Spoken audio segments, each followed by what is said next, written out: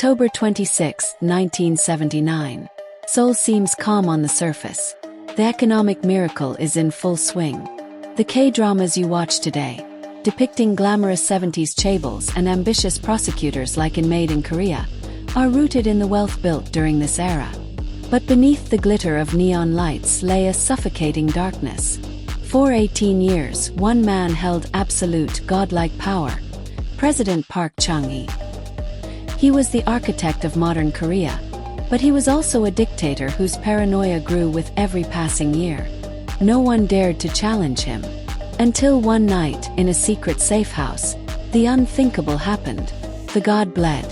To maintain absolute control, a dictator needs a loyal shadow. In 1970s Korea, that shadow was the KCIA, the Korean Central Intelligence Agency. They were the ones who kidnapped dissidents, tortured students, and made people disappear in the middle of the night. And the man running this machine of terror was Kim Jae-gyu, the director of the KCIA. He was the president's closest confidant, his right-hand man, bound by blood and loyalty.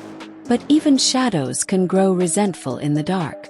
As the regime cracked under protests and international pressure, the president began to humiliate his most loyal servant. The seeds of the ultimate betrayal were sown not by an enemy, but by the master himself. On that fateful night, the president beckoned his inner circle to a secret, opulent safe house in Gungjeong-dong. It was supposed to be a night of expensive whiskey, beautiful singers, and political maneuvering. The air was thick with cigar smoke and unspoken tension. Kim Jae-gyu, the KCIA chief, sat there, enduring insult after insult from the president's bodyguard, a rival for the president's favor. The president himself drunkenly scolded Kim for being too soft on protesters. Something inside Kim snapped. Something inside Kim snapped. The loyalty of a lifetime evaporated in the heat of humiliation. He excused himself from the table. He wasn't going to the washroom. He was going to get his gun. This wasn't a political maneuver. This was an execution born of rage. Kim returned to the banquet room with a German Walther PPK pistol hidden in his waistband. The singing continued. The drinking continued. No one noticed the shift in the atmosphere until Kim pulled out the gun. He first shot the arrogant bodyguard.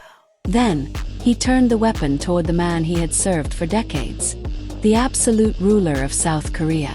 The president looked up, perhaps in disbelief, perhaps in realization.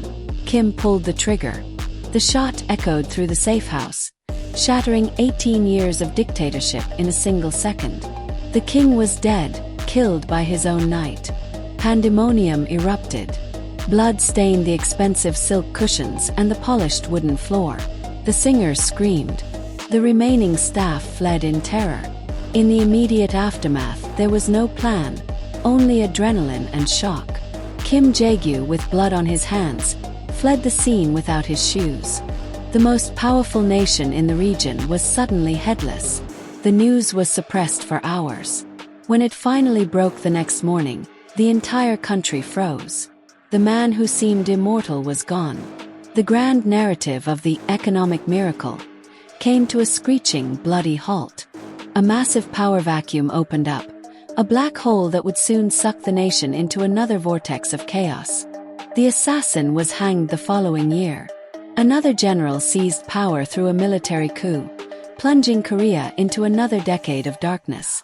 The K-drama Made in Korea shows characters fighting for power, wealth, and survival in the 1970s. But the real history shows us that the ultimate price of power is often paid in blood, by those closest to the throne. The 1970s didn't end with a party. It ended with a gunshot that still echoes today. This has been the final episode of 1970s Confidential on the Korea Files.